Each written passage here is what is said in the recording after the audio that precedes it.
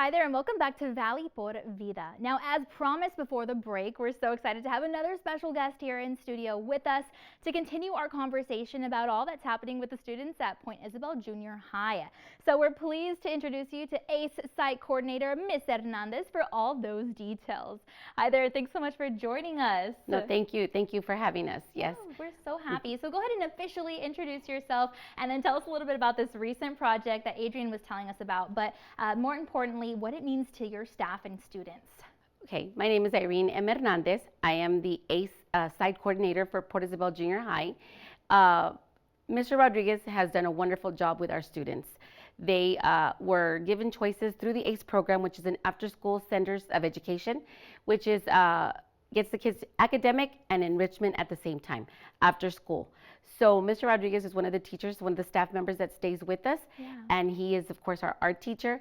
And he introduced art to the students, like he mentioned, from start to finish. That mural has turned out beautiful. It absolutely has. We love it so much. And of course, you're involved very much in the students' academic journey. So tell us a little bit about all the other things that you guys are working on to just benefit students and get them far. Of course. We offer the students robotics. Okay. We offer them culinary. We have summer ACE right now as we speak. I left the school right now to do that, but they have culinary, cycling. Like I said, there's academic, there's enrichment, there's direct drawing, there's all kinds of things from the little 4-year-olds all the way through high school. I love that so much. A little bit of a variety for everyone's different passions and Correct. Interests and talents. So maybe you can kind of tell us a little bit more about why you think it's so nice to have encouragement for the arts in general, because, I mean, everyone's different, right? Yes, of course.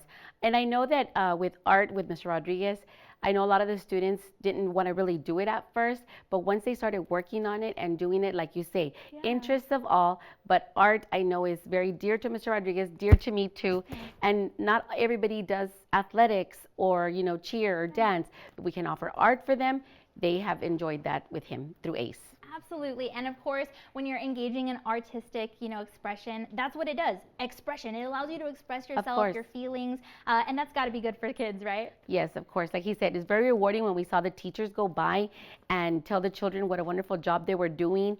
And then once we were finished, like you came to see us, and also it was, showcased to the community. So they have really enjoyed when they walk by that hall that they were part of that mural. Perfect.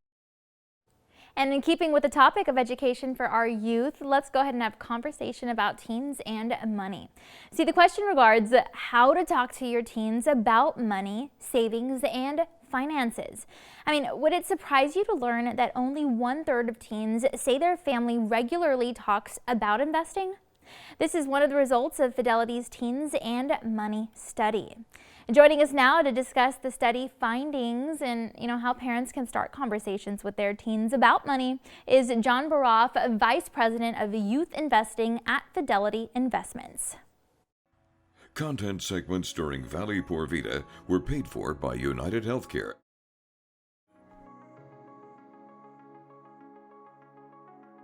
Money conversations can be difficult, and when it's a parent talking to their teens, it could be that they don't want to expose too much, especially if they've had any sort of financial difficulty, or it could be that they're not fully confident in their own financial skill set and they're not thinking that they're going to be able to pass on good money habits. In either event, it's one of the reasons why at Fidelity we focus so much attention on creating educational materials that are specifically designed for teens and their parents.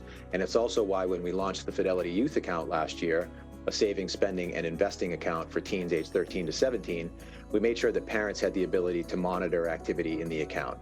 And what that does is every time something happens in the account, it's another opportunity for a family conversation around money. And we've seen over and over again, when families are talking about money, they have better outcomes and more confidence all the way around. That's going to depend on the teen and their situation, but we do know that it's important for teens to start to get exposed to some of these smart investing concepts early. And we also know that teens tend to learn better by doing. I'll use the analogy of driving. Teens don't learn to drive in a classroom and then immediately go take their road exam. They typically spend many hours behind the wheel with a parent or another trusted adult in the passenger seat to give guidance. And we look at investing very much the same way. It's really important to have that guided experience available as a teen. Yeah, unfortunately, we saw that teen girls reported having fewer family conversations around money and investing specifically. And as a result, they had lower levels of confidence and they were more likely to think that investing is out of reach for them. They did have high levels of confidence around saving and spending, and surprisingly, they were actually more likely to know that teens could trade stocks. But the real takeaway is that if you've got a teen girl in your life, it's really important to have conversations around money, because that's what's going to help reverse this trend we've seen of lagging confidence in teen girls. Yeah, it can be difficult, but something that's important to remember is it's okay to admit what you don't know. It can actually be a really fun exercise to go through and learn with your teen and get up to speed on some of the concepts that you're not as well versed on. And a great place to focus is on their goals. So if they're looking at short-term goals like a pair of shoes that they're interested in, or something a little further out like saving for their first car, establish what their goals are, come up with a plan to achieve those goals, and then monitor your progress against the plan. And something else that can be helpful is something like the Fidelity Youth account, where you can actually educate yourself by accessing educational content, and then come up with a plan for how you're going to put that content to use, whether it's researching investment options or looking at debit card transactions in the account to come up with a smart spending plan, or actually going ahead and purchasing securities. And the great news is, for a limited time, your teen may be eligible for a $50 deposit from Fidelity to help jumpstart their financial journey. There are terms that apply, but there are no minimums and there are no fees or costs associated for you or your teen. The best place to start is fidelity.com/youth.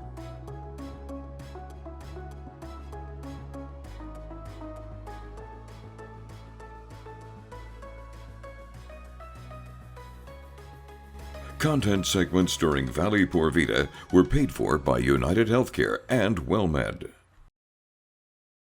We hope you've learned a few new things about and are able to indeed implement some of these tips into your own family life at home, of course.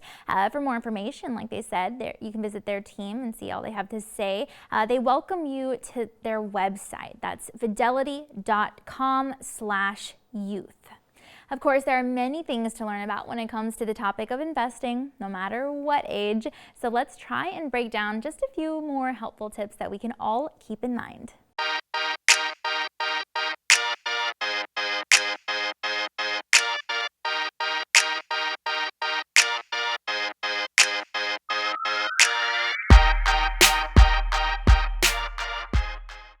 So according to Forbes.com, we should start investing with a game plan. What this means is we've got to do our research and then jump into the process. The site says that, for example, if our goal is to save $100,000 in 10 years, then we've got to figure out how much we're going to need to set aside to achieve this. It's all about planning ahead. The site also recommends for us to diversify when engaging in investing. So just try out more than just the stock market, rather, once you've educated yourself a bit more. It outlines that we shouldn't just try to get rich quick by only investing in a few stocks. Rather, we should learn and look at long-term plans and have a diverse portfolio of stocks, bonds, and other assets. It also says that it's a good idea for us to define our goals. Exactly. So whether we're trying to buy a home or collect our assets with low risk, we need to just have a clear picture in mind of what it is we're trying to do, not just a broad thought of making money. And since investing can be tough, the site recommends that we remind ourselves of our commitment to our goals. Whether we're in it for the short term or long term, we've got to stick it out to completion and just be patient. It's an up and down game, but we know that going in, so we got to just power through and not give up the first time that we lose out. But even if you do go through one of those downs, the site urges that we should not panic. It's okay. It's gonna happen. That's just part of the deal. Don't think you've got to sell everything or get out, the moment stocks have moved down. I mean, it just says that if we do see prices drop 20% in a single day, well, we might want to reevaluate the option of selling, but after research and not just a quick decision that we made out of panic. The site also outlines that we even go after doing everything regarding self-education. I mean, we should probably just try to stick to one strategy. While there are certainly lots of ways to go about investing, we should try to focus on one pattern and methodology that we think has a pretty good chance at making money for us over time, and again, just be consistent with it. And maybe take time to discuss the pros and cons of your decisions with a professional advisor or maybe a trusted family member or friend for guidance on making an educated decision for your financial future. And even if we think that we might understand a certain way that a stock may work, let's try and double check to make sure that we've got it right. The site actually outlines that we should only buy if we really understand it. Because again, getting rich quick ideas can only take us so far. And the site shows us how a balanced approach can really help us improve our retirement plans by far. So be sure to invest in balanced funds systematically for best results over time. All right, that's all we've got for now. Thanks again so much, and we'll see you next time on Value por Vida.